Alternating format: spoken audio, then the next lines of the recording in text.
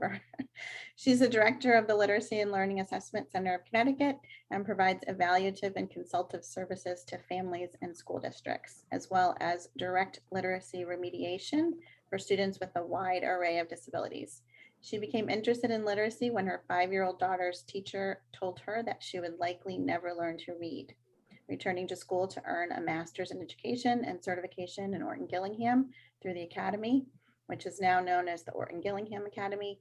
Sheryl is the former president of the Dyslexia Society of Connecticut and currently serves on the board of the new Connecticut branch of the Reading League.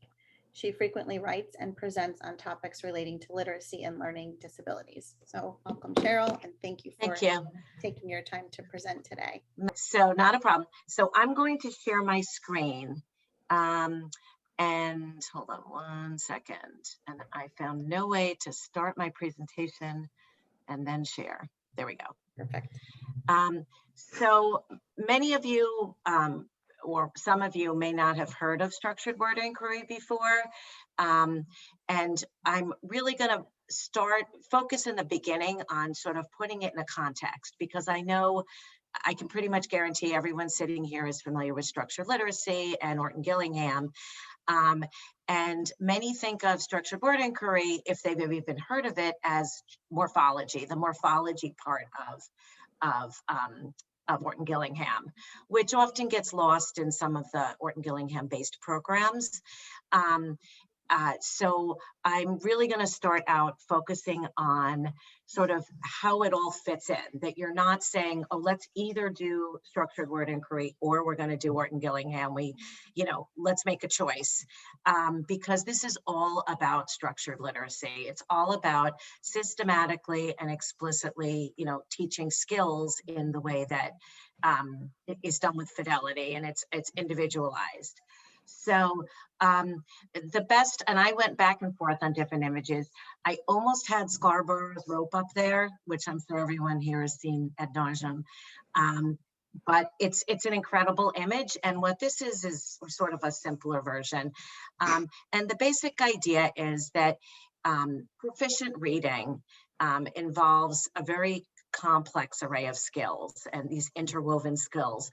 The way the Scarborough's rope looks at it is there's a bunch of skills that go into language comprehension, and then there's another bunch that go into, I think it's word reading. I forgot the actual words that they use, but it's really the same concept here, but you don't have all those like subheadings under them. So it's really about, and this is the way I approach students, and I'm sorry, let me back up. I approach this first and foremost as a Orton-Gillingham practitioner, but also as an evaluator, because what we all see so often are these students who are making really good progress with a typical structured literacy intervention. They're doing really well with Wilson or, Orton-Gillingham more broadly. And then you give them authentic text and it's like you never taught them anything. And one of the reasons for that is, obviously, if you've only taught a student short vowels, and you give them authentic text, there's 5 other vowel types, syllable types. So if they only know closed syllables, what about the other 5? What about all the letter the graphemes they don't know, and including, vowel combinations. But there's another reason for this, and that is that often we wait until later to introduce morphology, which is the, and I'm going to talk a lot about this, but it's prefixes and suffixes in words. I joke with my students often when we read controlled text that it has funny grammatical structures. It'll say like, I did play at the beach, or I did blank, because they haven't introduced ED, and certainly not all, the different sounds that ED suffix can make. So it becomes like an unnatural, not only a controlled use of phonics concepts, but it becomes a controlled expression of our language that doesn't translate. I just started working with a student who is fairly good with closed syllables, yet you add the most basic suffix, even an S, and she can't read the word anymore. So she can read mix, but you give her mixing, mixes, any of those, and she'll just guess at it because that's all she knows. That's what she's learned over the years. That starts with an M and ends with an S. There's an X in the middle, and she'll just say maxis or whatever word she thinks of. So really, from the start, teaching students that the language, the meaningful basis of words, and interspersing some of this morphology from the start. And obviously it varies by student, but it goes a very long way toward reading authentic text, which is really the point of what we're doing. It's not the goal of Wilson to get people to be able to read Wilson text. The goal is to get students to read any text.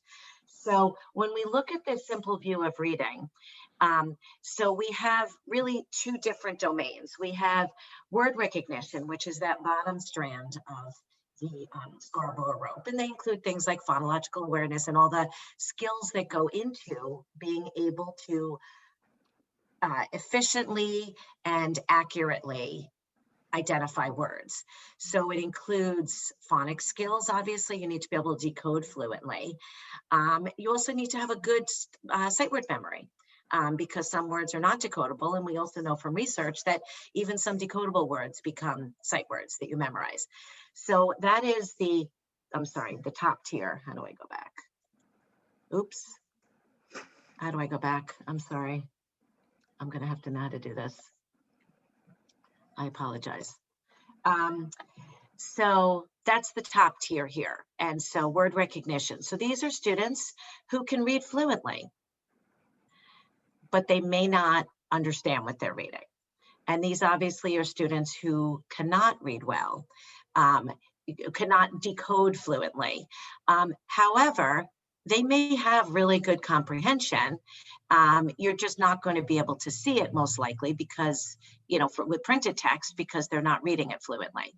The other domain is really our understanding of language. It can be on a word level with vocabulary, but it's that top rope on the Scarborough image. And I apologize if nobody has seen it, but it's something to look at after. I know it's always on the every Science of Reading page, but it's your understanding of language. So when you look at a student who doesn't comprehend, whose reading comprehension is poor, and this is my evaluator cap coming on right now, it's always really important to know, is it that he doesn't understand the language? If you were to read it to him, would he understand it? Or is it that he understands the language, so he has good language comprehension, but he can't get past the words? Because obviously, in order to understand printed text, you first need to be able to fluently read that printed text. So where we're trying to get in the end of the Scarborough rope is this, I don't know what this is, like a peach color, where both their word recognition is good, so they can fluently, read words, so effortlessly and accurately identify words, and that the student also can apply comprehension strategies appropriately to to then understand the text. So what's really wonderful about structured word inquiry, and morphology is a big part of it, is that it's really linking the two. Any good Orton Gillingham practitioner, and actually the 4th edition of Wilson, the Wilson program, that's really the big change, is that it brought a lot more of this morphology and meaning in. But it really depends upon the practitioner. It's not enough to have a student read the words. It's also, in order to really focus on that language comprehension side, it's not only identifying those word parts and the suffixes and the roots, but it's also knowing the meaning of it, because otherwise you're not embedding that language instruction in it, the language comprehension. So, and I'm going to talk much more about this, but we're really trying to get to this corner.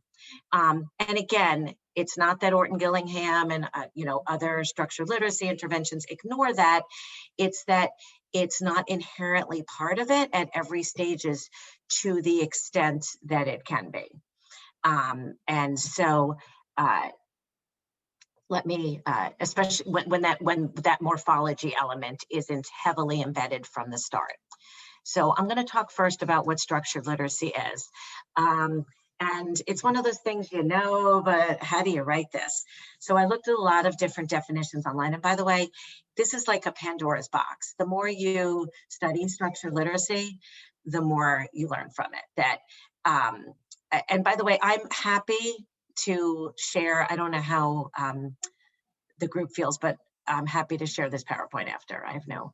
So structured wording. So as I was even just preparing for this, and I'll show you some of the interesting things I learned last night, but there's always more to learn because the English language is just an endless, array of the origin of our language is just amazing. And there's just so much to learn that.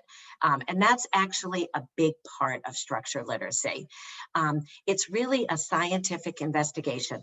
This is not to say that Orton Gillingham and other interventions are not scientifically or evidence-based. We know they are. It's I'm trying to put a good way. The point of structured word inquiry, and if you look at, I have resources at the end, but there's a really good Facebook page. It's actually called SWI. And what you'll see is someone will pose a question. And then everyone says, well, I see the evidence of that, but this is more evidence of that, or this is, and someone asked about fruit recently, and they wanted to know because fru means to receive or something like that. It's actually a root, and it is a suffix, but people were debating whether it was. So then they came up with other words like permit, admit. So when you look at a structured word inquiry, and these are very highly skilled people, when they're exploring a new concept, what they do is they come up with a hypothesis and they actually look for evidence supporting and against it. And it's really fascinating, and it sort of goes back to my analytical mind. But it really, people go back and find evidence and then find things that are inconsistent and sort of as a group decide whether there's sufficient evidence to support that hypothesis. We don't do that in Orton Gillingham at every single step. That we know, and we're constantly learning that there are reasons for things, but it's just a different way of getting to the concept, if that makes sense. And it encompasses etymology, which is the origin of words. And if you ever look at a spelling bee, the contestant always says, can you give me, I think it's the origin, or I forgot the actual word they use. They want to know if this is a Greek word, there's certain ways of spelling certain speech sounds. If it's a French word, there's other ways of spelling it. CH, for instance, makes the k sound in Greek words like chorus or Christmas or choreography. It tends to be, or chrysanthemum, it tends to be a lot of scientific words. CH makes the sounded French words, chef, and my name, Sheryl, if I spelled it with a CH.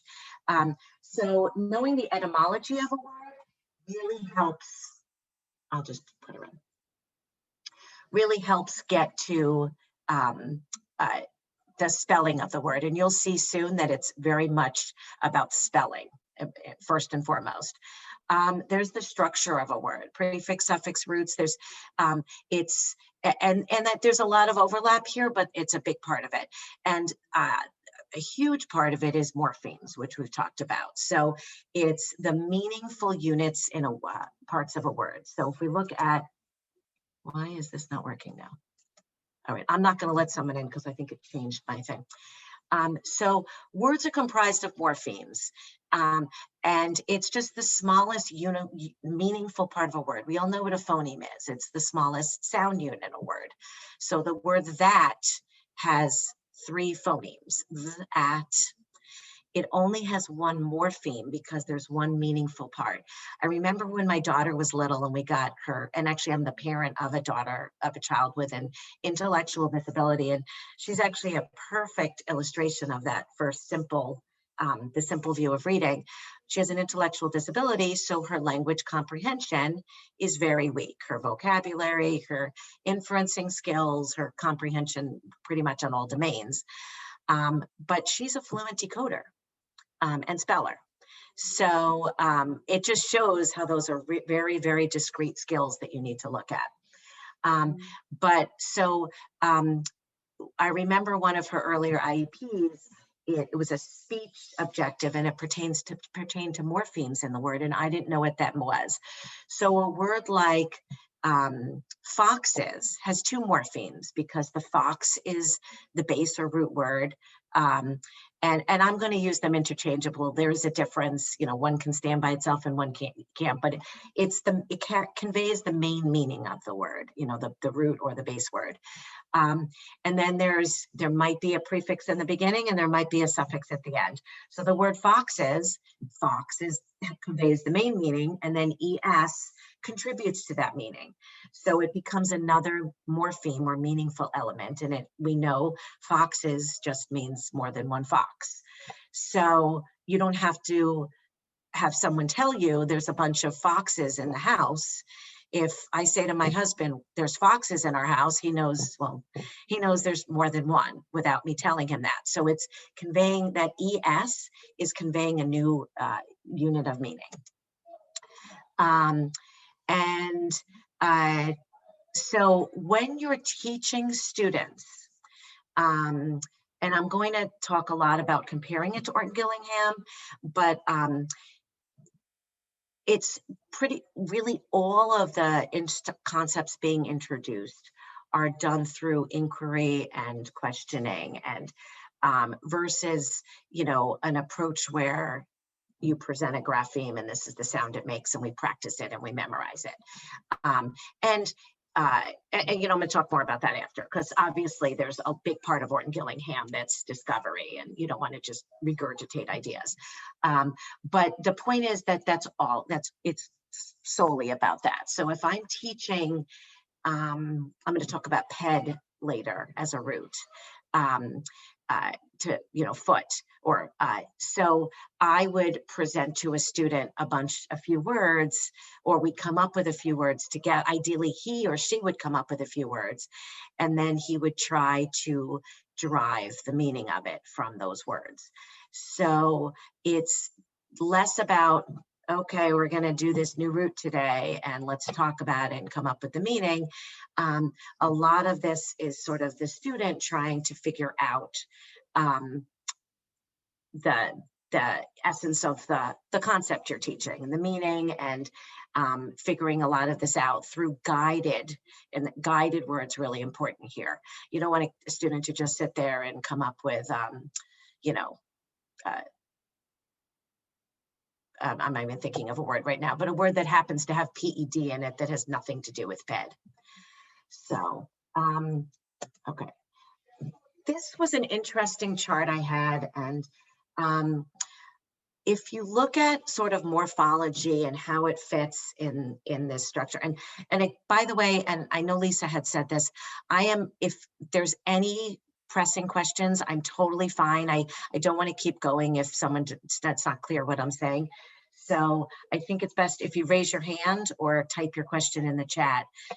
Lisa will read the question or she'll unmute you so you can ask it. So please don't hesitate. So we all know about, you know, from putting our Orton Gillingham hats on and thinking about structured literacy, you know, we know there's the tactile side, there's the visual, and there's the auditory. So sort of look at it with that hat, but look at this shift here. Orthography is the way a word looks. So it's, you know, there versus, you know, knowing THEIR is you have a visual image for that EIR, even though it doesn't follow the rules. So it's that visual memory basically of how a word looks is the orthography. So that's the visual. The phonology, we know phono means sound, and that's morphology itself is knowing. If you knew nothing about, if you had never heard the word phonology before, if you knew phono meant sound and ology means the study of it, you could come up with phonology, and you come up with biology and any ology that you knew the meaning of the component parts. So phonology is the sound, and semantics is the meaning. And what morphology does is it links all of those elements. Which I just thought that was, how do they put it here? That it's that binding agent. So it sort of pulls everything together. So you can really see that overlap with Orton Gillingham in here. So we're really, it's just a lot of this, there's nuances in terms of how you're presenting things. I think a lot of the structured word inquiry people who incidentally are former OG people, and it's not that they've abandoned that whole phonetic side, but they view this as sort of something better. I sort of view it as concurrent skills. And, you know, I still have a lot to learn about structured word inquiry. So, but I really think it depends, like everything else, it depends upon the student and, you know, making the instruction individualized. One of those factors is a student's age, that clearly morphology and structured word inquiry naturally lends itself more to older students, but it has a place for all students. So I'm going to show you some principles, and I directly copied this. I have, again, some resources at the end. I see did somebody have a question, Lisa, or? No, I was just commenting on the slide that you just said, that I thought it was a great demonstration of what you're talking about. Yeah. Okay. So Peter Barrows is like a guru, and he's constantly doing trainings. Unfortunately, I think he's in Australia because there's one coming up. So I think I would have to stay up all night to take his, and actually I think he's doing one today, Australian time. But he is a former teacher who started WordWorks, and it's Kingston WordWorks, I think is the Facebook page. And he's sort of like the guru of structured word inquiry. So anytime he comments on something, I, you know, really sit up straight. So, and he's very generous with his information. So I'm citing him on this, and he posts on Facebook, so social media. So I'm assuming it's free. But, and we all have our different takes on it too. But so as I mentioned before, structured word inquiry, it's really first and foremost about how we spell. We all know from our struggling readers that spelling is so much more difficult to grasp than you know, encoding is so much more difficult than decoding. And the big reason is we have so many generalizations. I mean, think about all the ways to spell the schwa sound. Think about all the ways to spell the long A sound or the long E sound. You know, E-E-E-A, how do we teach students? You know, we basically, I was always taught, you give them a list of E-E words, you give them a list of E-A words, and you have them build an orthographic memory for it. You know what? When you bring in structured word inquiry, there's actually a reason why you use EE versus EA. So a lot of all these spelling rules that we often are told, we often tell our students, well, you just need to memorize it, are actual spelling rules that there is an explanation for. Something I learned last night, that the reason why heal is spelled EA, and I hadn't thought about it, is because health. You know, it's related to the word health. So that would have been on my list of EA words a couple years ago that I would give to a student. You know, you have to memorize H-E-E-L is the heel on your foot, and H-E-A-L is the heel that's related to being sick. But wow, health, of course, it's the same root. So I have a link later, but etymology online is your friend. And so when I mentioned the example of fruit before, you know, why is fruit spelled UI and not OO, right? Or even FRU, UTE. There's so many ways to spell the U sound. And actually, I believe it's because fru is the root and it is the suffix. And because you then put back your Orton Gillingham hat, we know that UI makes the U sound, you pronounce it fruit. Like, I mean, this kind of stuff, and it's endless. It's just, it's endless. So when I come to a word where and we all have these really, inquisitive students that say, but why?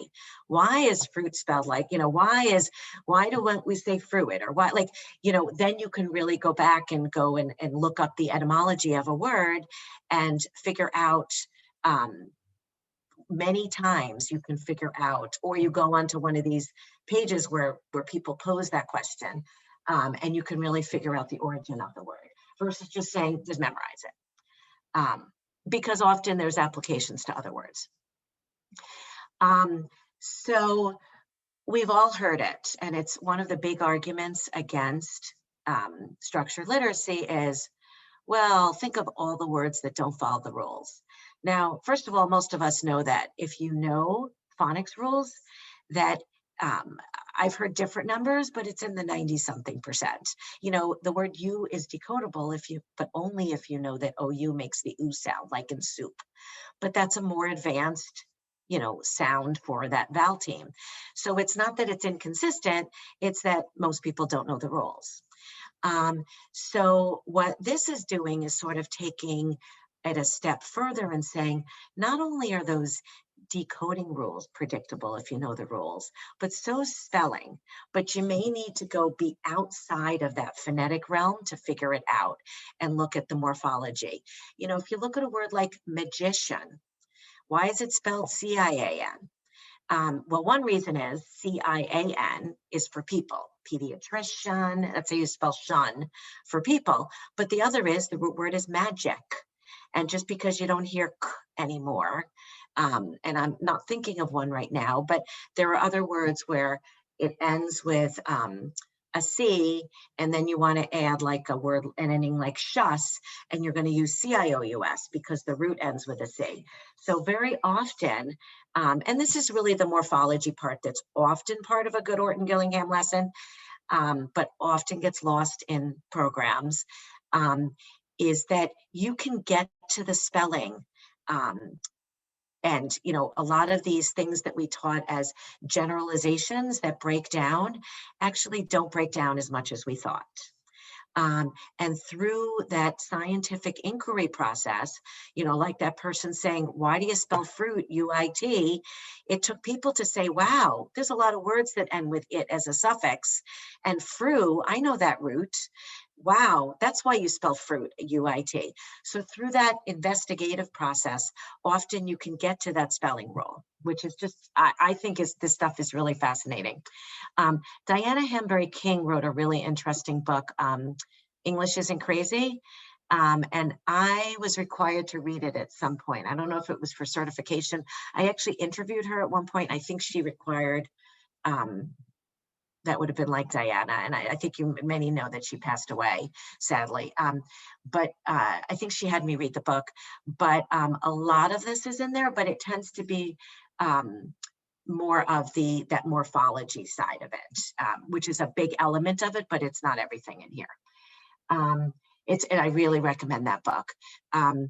So as I mentioned before, when somebody poses a question or poses a theory or even a theory in response to a question, the way that SWI community responds, and you wouldn't believe all of them that have PhDs, is they literally pose, arguments for and against in order to accept or reject the hypothesis. Which is fascinating.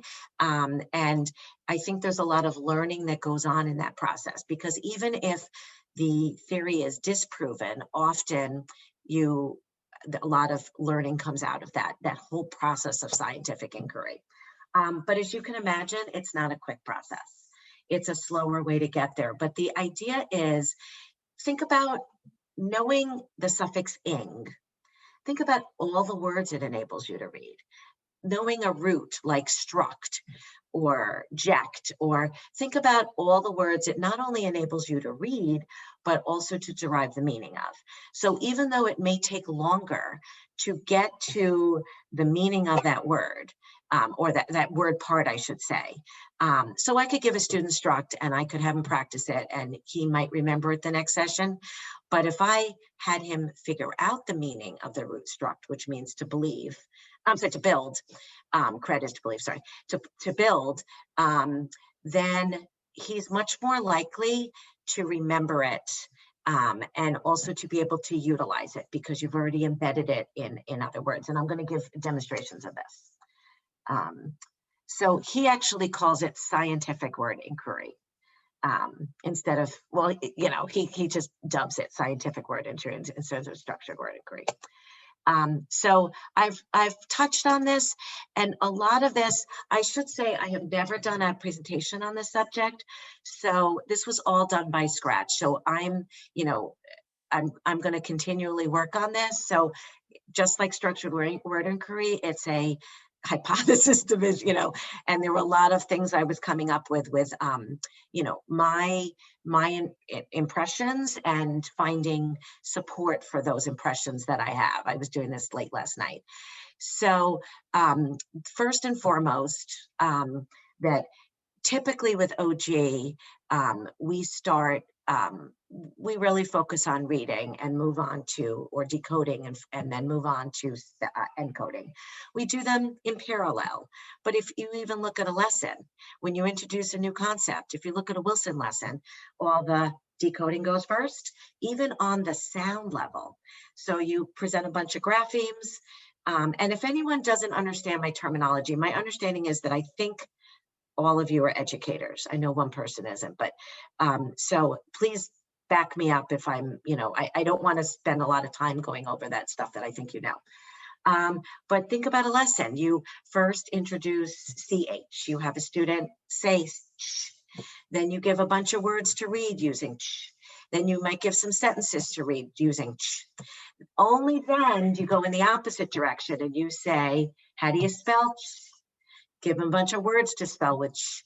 That is the way I can tell you a Wilson lesson is structured. I tend to go back and forth. So I will, have a student first give me the sound for a grapheme and then go the reverse direction and then have them read words and spell words and then have them read sentences and then spell sentences. Sometimes it depends, but through a lot of programs, all that dictation is grouped together at the end. So you see, when you have a new concept, you introduce it through reading, and then you move on to spelling or decoding and then encoding. What structured word inquiry does is it's really about the spelling. And as you saw from the previous slide, it really is about explaining the spelling and the word structure of our words, because that's how we're building the words. So you're sort of starting with the bottom up, which is spelling. When you're reading, the word already exists. So I had mentioned this just a few minutes ago, and I think I gave you the example of heel and heel. There's also feet and foot, which I just recently learned, that if you think about EE and EA again. So I was always taught, you give a student a bunch of EE words to spell and you tell them all these words are going to have EE. Give them a bunch of EA words to spell, because there is no rule. How many times have we heard that, right? There is no rule. There actually are rules. So one of the rules here is if there's a corollary word that has OO, like feet and foot, you use EE. And there were a bunch of other words that it's not coming to my head right now. But think of, and if you want to email me later, I had a list of them. I didn't want to put them all in my chart. But there were a bunch of words that explained this. So I think this stuff is fascinating. One foot, multiple feet. So feet is the plural of foot. So if it's the plural of an O word, you use EE. It's just one more rule. And yes, I know spell check would change EA to EE, but not for feet, because feet is a word, right? F-E-A-T, C and C. So, so the point is that are, for many spelling generalizations, there are explanations. I mentioned fruit, it being a suffix, and UI we know is a vowel team that makes the oo sound, so it gets pronounced fruit, but that's why it's pronounced UI. Reach and react. Oh, the reason why EA is a vowel team, in a lot of programs we teach react as an exception. It's not an exception. Re is a prefix that means again and back. So react means to act again, right? Or act back, however you want to think of it. So there's nothing to memorize here. You want to think about what's the structure of this word in the sentence. So versus the word reach, that in itself has one morpheme. React is two morphemes. So, and this happens a lot with EA and, the other vowel teams where you can split into that VV syllabication. In that case, it's it really rolls into a lot of these, the react, it would obviously be for reading, knowing to separate it. Okay, so with structured word inquiry, my understanding of it is that really all concepts are introduced by, through this guided inquiry and questioning process. So, you give a student a new root, a new suffix, and you come up, or a prefix, you think of, inter, which means between, intercept, international, intermediate school, interact, interrupt. You can bring it in if a student already knows rupt means to break. What is interrupt? It means to break in between. So you're really having the student try to figure out what the word means by coming up, through a guided process by which you're coming up with, words, and then having the student come up with it.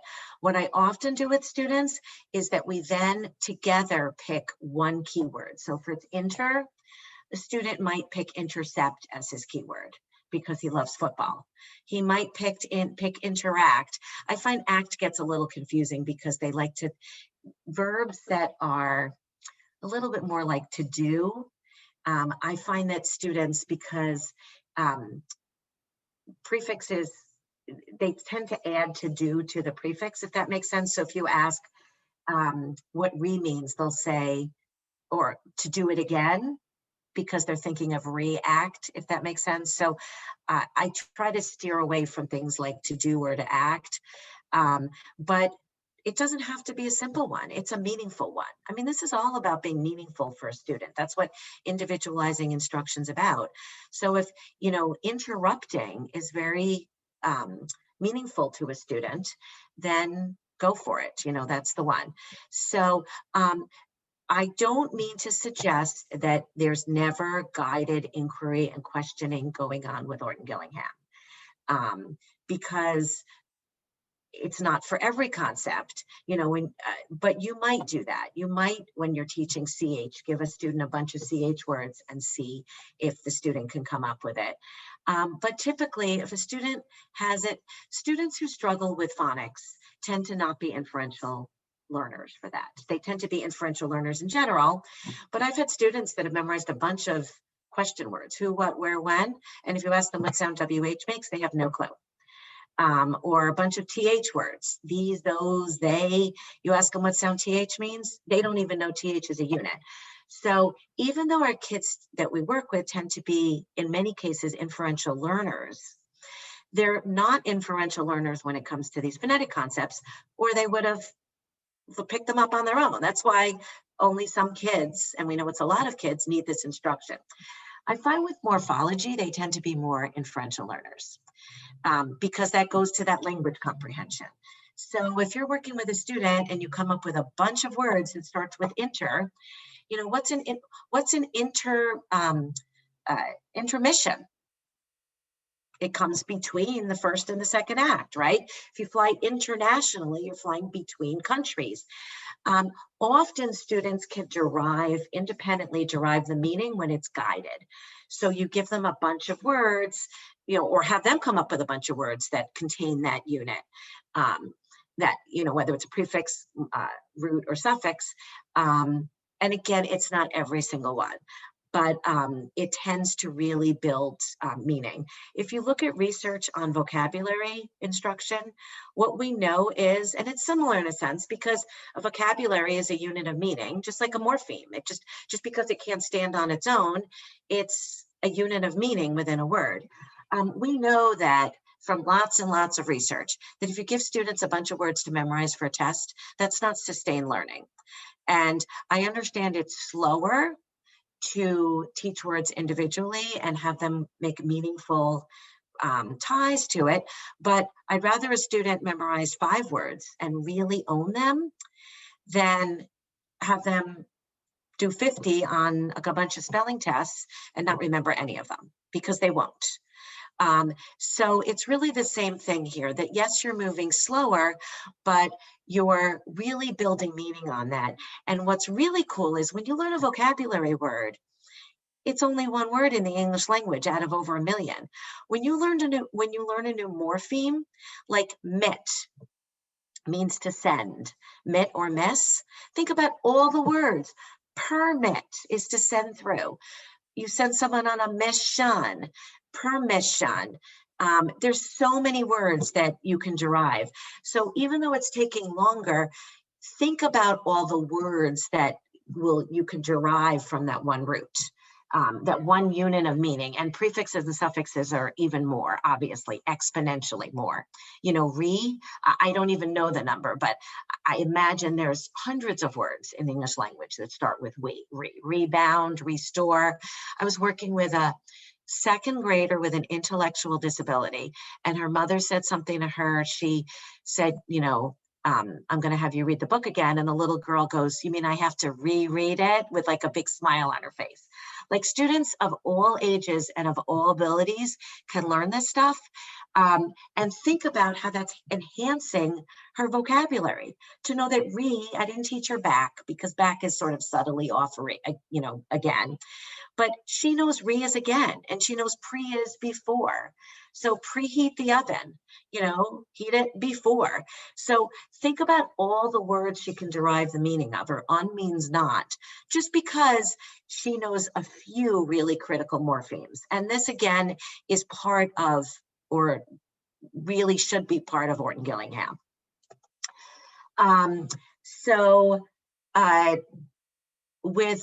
Often with Orton Gillingham, the morphology, where you're teaching all these word parts, comes in with older students.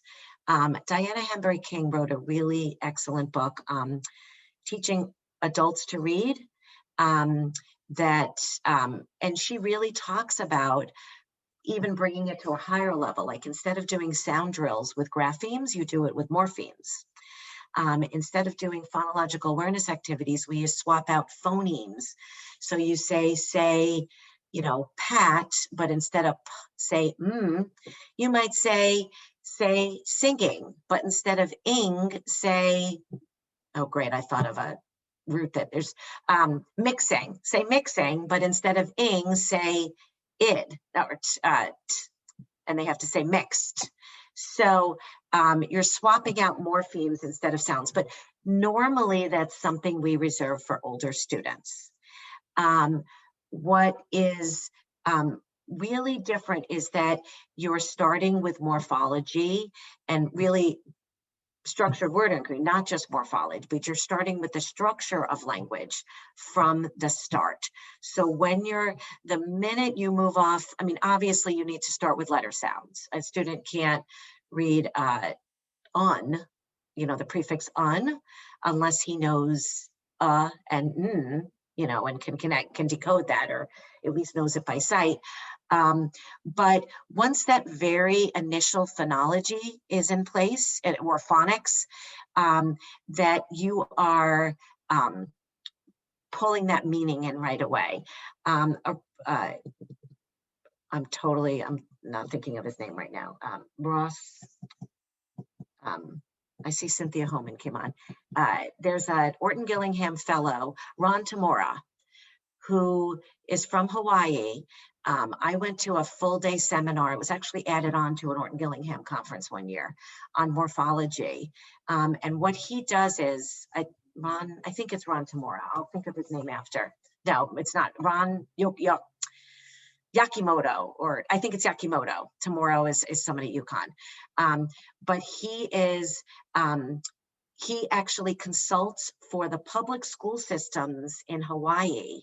And what he's doing is he is embedding morphology and Orton Gillingham in general, but very heavy morphology with early elementary students.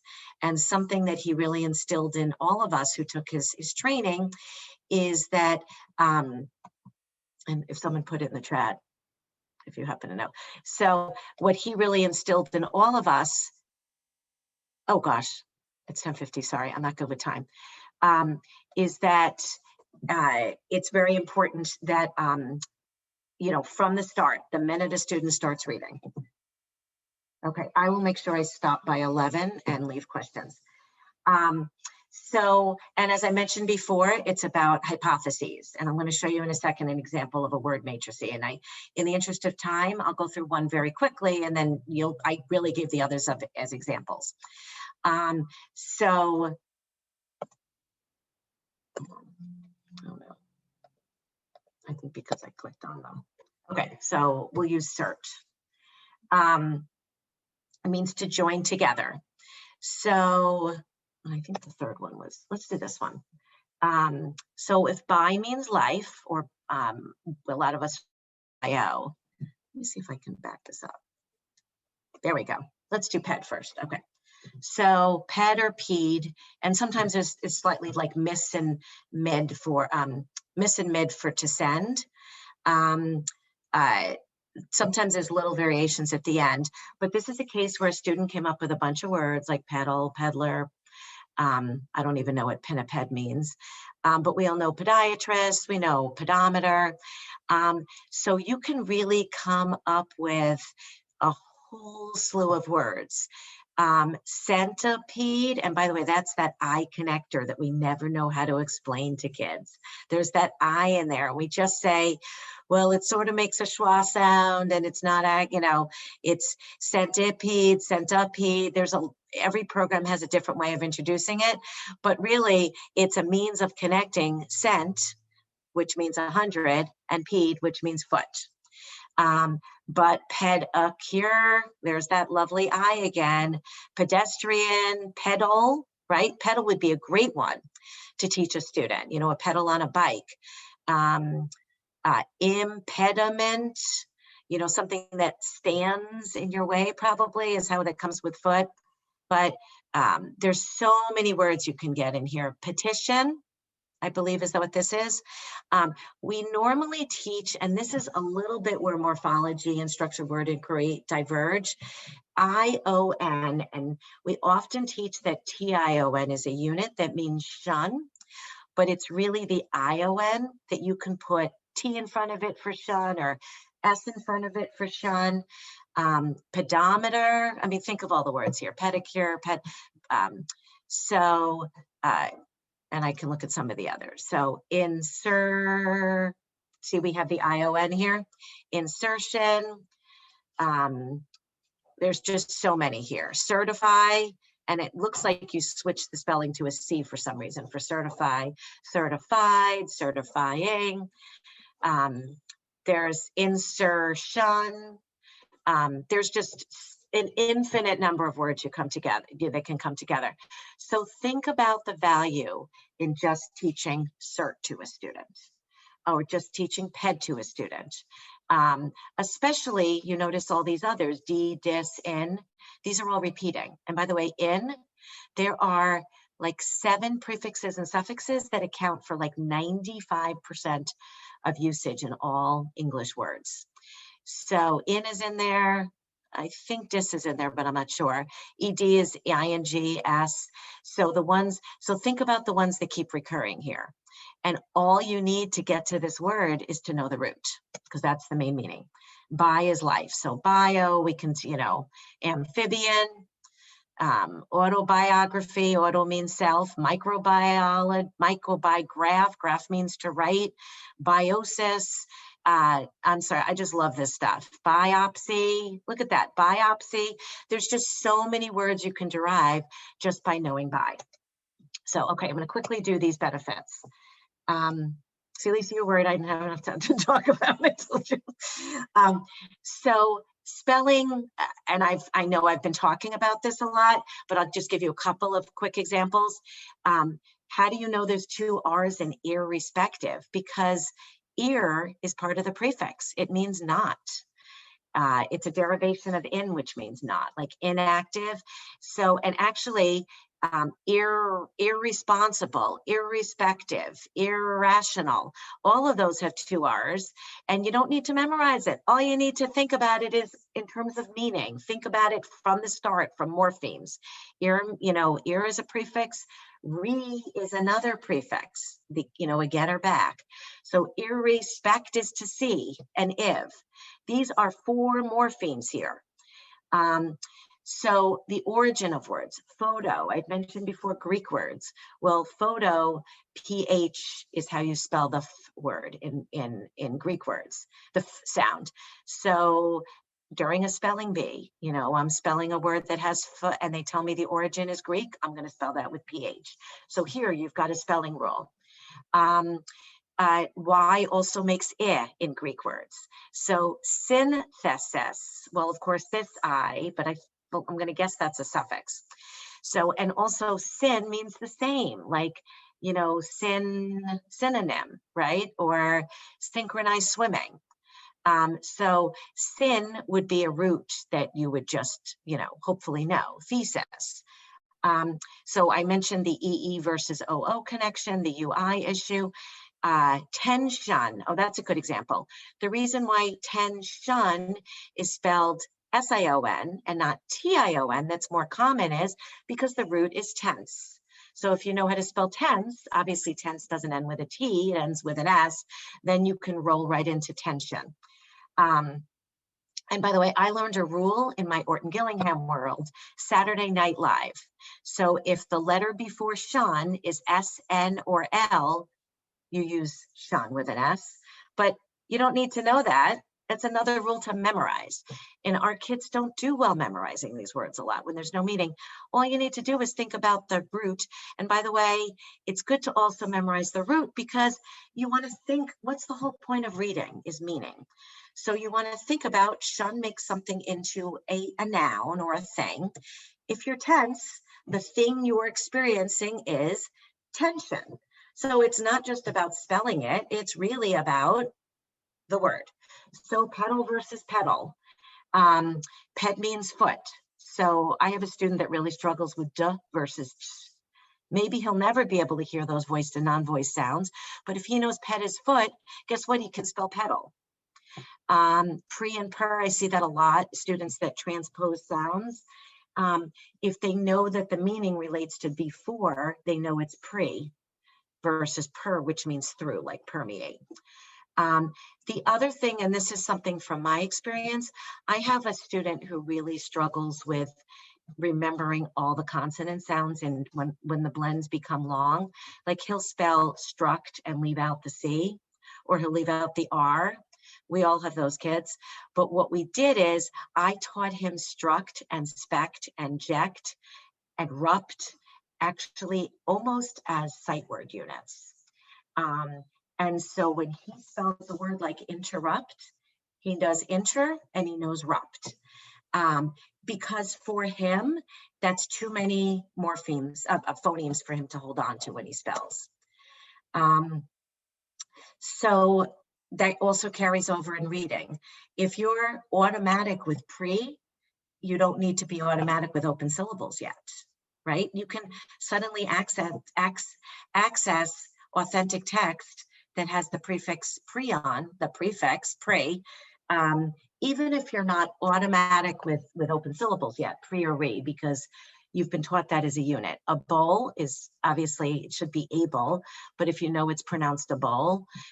Shun TI, we don't get to much later, but if you know shun as a unit, all those words, vacation, action. Action's an easy word if you just know shun. Vocabulary obviously is huge, and we've been talking about this all the way through.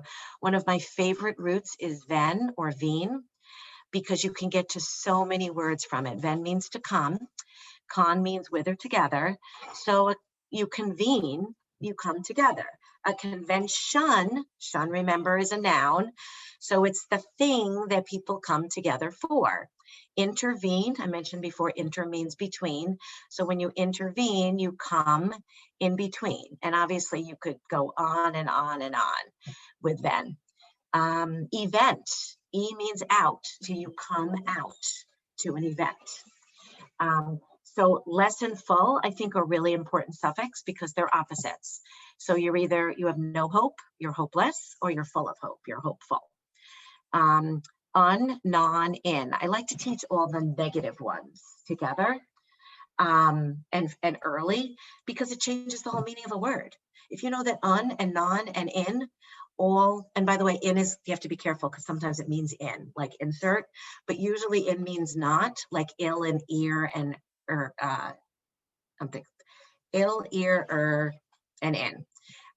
All mean not, so illogical, illegible, irresponsible, all those words come in. But you know immediately that you're reversing the meaning of a word. So that's one, I refer to those as a more powerful, meaningful element, because it's not just a subtle change. It's negating the whole meaning of the word. And syntax, oh gosh, I could go on for hours about syntax, but syntax there's a lot of growing evidence right now that, and it's been added to a lot of those word, vocabulary wheels. I know Literacy How has one, and they've recently added syntax to it. You really need to understand the structure of language and how they work together. And it includes tenses, it includes parts of speech. So sometimes a suffix doesn't dramatically change the meaning of a word in a sentence, but it makes it it doesn't grammatically change the meaning, but it makes it fit in the sentence. So, and that returns to the original issue which was you have this controlled text and then you can't make the jump to authentic text. So having a student be able to understand words with syntax that, and suffixes that normally wouldn't be in there, but also that's a big part of language comprehension, is understanding the way phrases work, that they might, elaborate on the word before it. It might provide a definition. We see that all the time in expository text, where I went to the ravine, a body of water, to get a drink. Well, that body of, and then you say, what does ravine mean? And they say, I don't know. Well, it says it in the phrase right after it. It said a body of water or whatever. So having students understand the structure of sentences and how the meaning that's conveyed, not just in the words, but in the words, the way in which they're arranged in the sentence and the punctuation that's used is a really big part of it. So I had mentioned that there were some resources. I think I know I mentioned that Kingston site. Real Spelling is a good site. Etymology Online. Etymology, I constantly, when I'm with a student, they're like, wait, why is it spelled like that? We quickly bring it up together and see if anything interesting comes up. And honestly, I can't even tell you how much I've learned from Facebook and Twitter, that there are really good social media pages that really do that. You can actually explore that whole hypothesis process. So anyway, I saw this last night and I thought it was awesome. So you can just read that yourself. The importance of morphology. And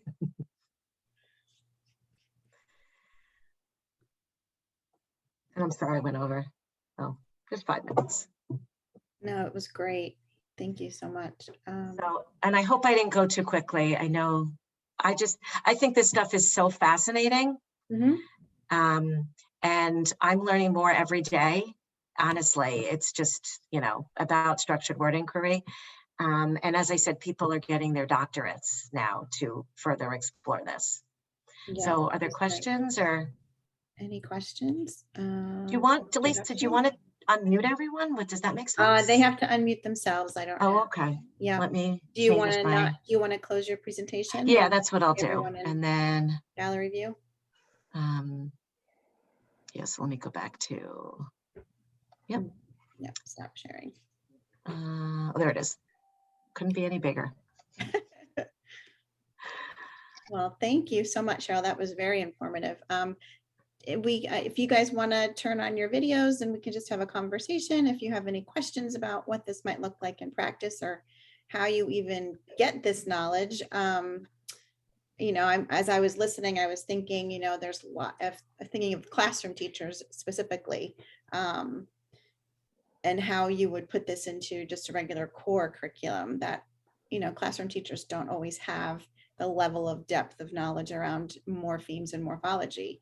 So, where do we get that information? Well, How do we get that? Latin is a huge part, and I Yep. love when students, take Latin.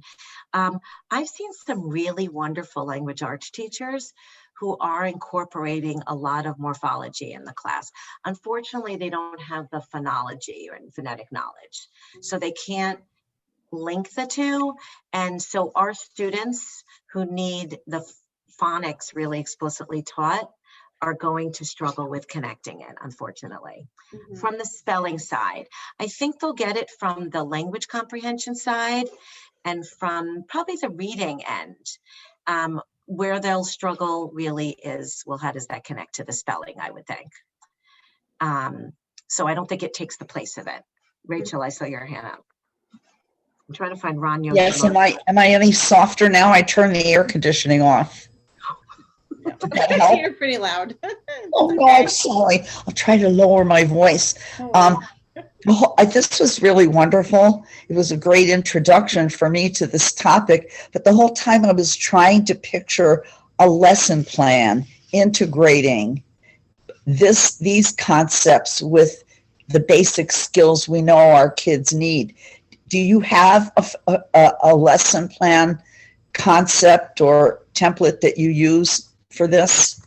Well, I tend to have, so when the 3 examples I gave of those word charts where I tend to use those as a guide. So there's not really a sequence as much because the student tends to guide the lesson more. Now, I should explain, I don't do pure structured literacy intervention, structured word inquiry interventions.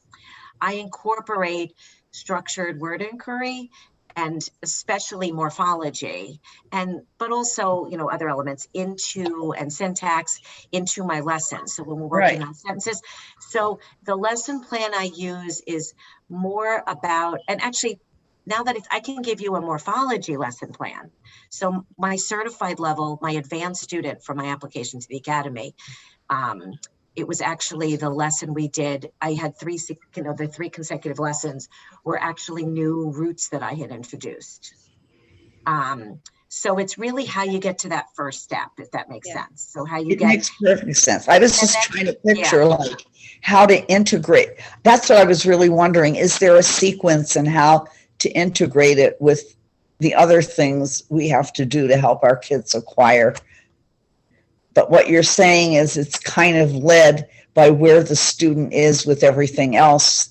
Then you start integrating it and it pushes forward. And the new version, the new edition of Wilson is doing it already in the start to some degree, but it's not clear to me. There's a lot of roots and suffixes and being introduced, but it's more from a word recognition standpoint and spelling standpoint. And if there's any Wilson people, you can confirm that. But from the Wilson teachers I teach from, first of all, the student never develops it through inquiry, through the lesson because it's a Wilson lesson. But also there's too many. So there's no way that you're introducing the meaning to all of them. So it would really, and it doesn't mean that you introduce the meaning of every word. I actually created a game. I don't know how many of you use WordWall. I created a game and I made it available to the public, and it's, I think it's basic suffixes. You'll see it's snap is my username. And I have a game I set up with prefixes and roots. And so with my students, as a break, I love that when you do like word games, teaching things as a break, but sometimes most of my, my students, a lot of them have already been taught a lot of the roots and the prefixes. So every once in a while we reinforce it by we do the game and they have to like really quickly come up with them. So you want to obviously keep circling back with it. But what I also do, Rachel, is when I'm working on new concepts with students, even if I'm using word lists from a prescribed program, I just add suffixes on my own. That sounds good. It sounds good. Yes, it sounds good. Especially ones that I know are problematic for a student. If I know a student doubles the L in full, right, in the full suffix, I might put full in a bunch of times. Yeah. Or if a student struggles with spelling a word without any more prefixes or suffixes, what I might do is have him spell it a second time and add an affix to it, so that I actually get him to spell the word a second or third time, and now I'm adding something to it. So I'm getting, because some students, those kids who don't want to write it 3 and 4 times, and I sort of don't blame them. So you're making them write it 3 or 4 times, but you're adding suffixes to it or prefixes, exactly. And you're building in meaning, so you're getting the practice. So there's lots of ways to embed it. I'm not sure that I have the training to do a really formal structure. In fact, I know I don't. I would never bill myself as a structured word inquiry. But you use the strategy and embed it in different ways. Exactly. Yes. Because it's consistent. I was actually a linguistics major undergrad. Oh, no wonder. Yeah. And so this stuff I've already known, and from our Orton Gillingham training, it's like a big part of Orton Gillingham training. Exactly. So it was already in there.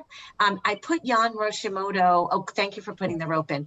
I put Jan Roshimoto in. So I don't know what he has available online, but if you ever see him present, get on an airplane to see him. Seriously, he gives all attendees. I have CDs from him where you can print out cards. He's amazingly generous with his time. Wow. Or if you're on a big group and you can afford to bring him in, could speak for this group. What's that? Because he's in Hawaii, maybe he could present for this group. Oh, that would be cool. He's one of those instructors that like gives adults big cards, and he'll have us run around the room and hold up our cards.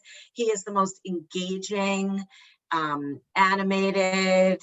I think he's a little goofy in the Orton Gillingham world, but he is amazing. He's just a wealth of knowledge with the morphology elements of Orton Gillingham. So I think Anne Marie had a question. She had her hand up. Or do you still have a question, or did you leave?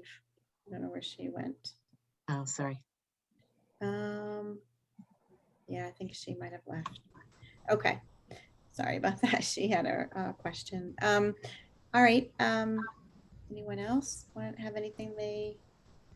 Oh. Yep. Anne Tremanis. Well, I just want to make a comment, and Sheryl, if you want to comment on it, but I've come to understand after watching amazing webinars like today that there is so much information about the science of reading, and I applaud all of the teachers that are really trying to learn about reading and give students evidence-based programs so they can become proficient readers. But I realize now that for parents, if you have a child with a reading disability, like it or not, whether you're busy or not, you are going to have to become a reading expert, because it's just like if your child had leukemia, you have to become a cancer expert. You can't just rely on, not every teacher is going to understand the science of reading. So I believe that parents and also parents who have children with reading disabilities, and also attorneys and special ed advocates that represent them, that assist them. They also need to become reading experts. So that's, it's just one more thing, one more thing on our plate. I'm speaking as, as a parent, because my child does have a significant disability, and also as a special ed attorney. There's no choice. We all have to become reading experts. Okay, thank you.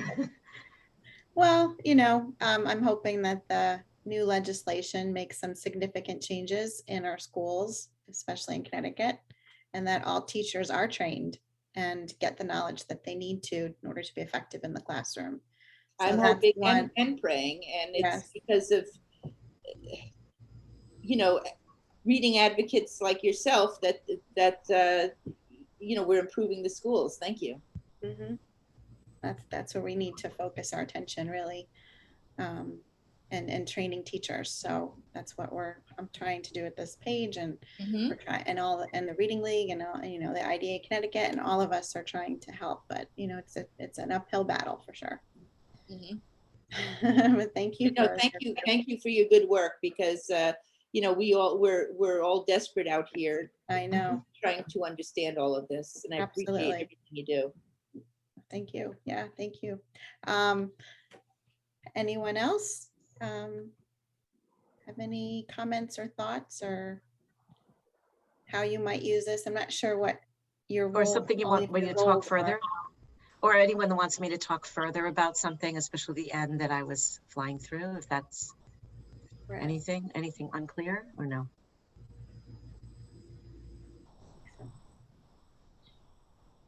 Okay. Well, no. Sheryl, did you have anything you wanted to add? I don't, I think that all of this, and I think part of this is what Annie is referring to, is that kids are so individualized, and it's really hard to really, they're individualized in terms of their engagement, and because that's the first step, obviously, is keeping students engaged, and that was my original sort of entry into structured word inquiry, which is that there are some students who really are resistant to traditional phonics instruction, and putting it almost, I think in some ways it feels more mature, right? Because you're dealing with struct and ject and longer words, and those tend to be the Latin words that are, these lengthy words with prefixes and suffixes. But it's really important that we educators have a lot of tools in our toolbox, and not things that we can sort of do, but things that we can do with fidelity.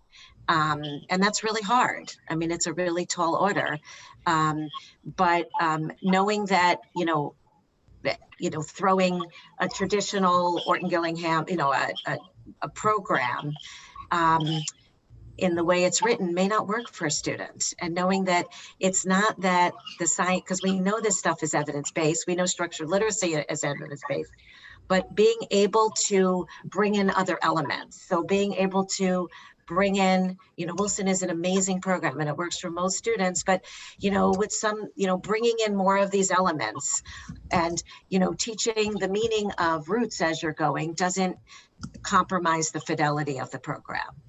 So, and it makes it more interesting and meaningful to students. So, especially older students, because we've all seen these older students who have had, failed instruction for many years.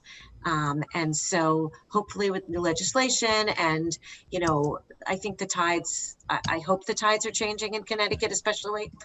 But, this isn't about you or me or anybody here. This is about the kids. And, so we know from, the evidence, that the statistics, how many of our kids are struggling readers still. So we need to do better. So I see what you wrote, Rachel, using as many excellent tools we can find. Yep. Yep. So, and I know a couple people came in late, but it's also about in the beginning, connecting all this phonics stuff we're doing to real life text, because nobody really speaks or writes like a lot of these texts are written. So if you can read mix, it's not far off to read mixing. And if you learn ing, you can read a bunch of words. So it's figuring out, how to make all of this authentic and relevant and engaging and obviously effective for students. And it's not easy. It's not, I'm learning every minute of every day, like everyone else. Thank you all for coming on a Saturday morning. Absolutely. So at least I have my coffee. So. Well, thank you. We're going to end our session today, and so appreciative that you all came today and participated, and come to all the other ones or any that you're interested in.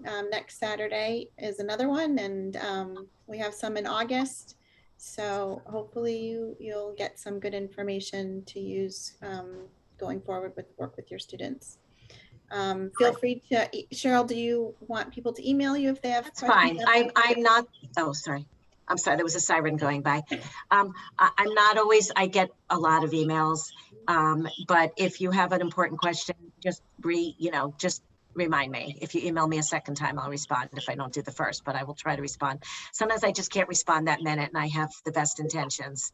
Awesome. And I forget. So yeah, feel free. And honestly, go on to that the Structured Word Inquiry Facebook page. They tend to be very sort of a little anti-Orton Gillingham there, yeah. But I think it's really about bringing the best of all these things for students. Right, it's not, we don't have to pick sides because we're all on the same side. We're not deciding between whole language. We're deciding between different evidence-based practices. All evidence. And they're all related. They're all about analyzing words as opposed to guessing them. And the end goal is about meaning. Absolutely. For all students. Perfect. Okay. Thank you, everyone. Thank you. All right. Thanks. Yep.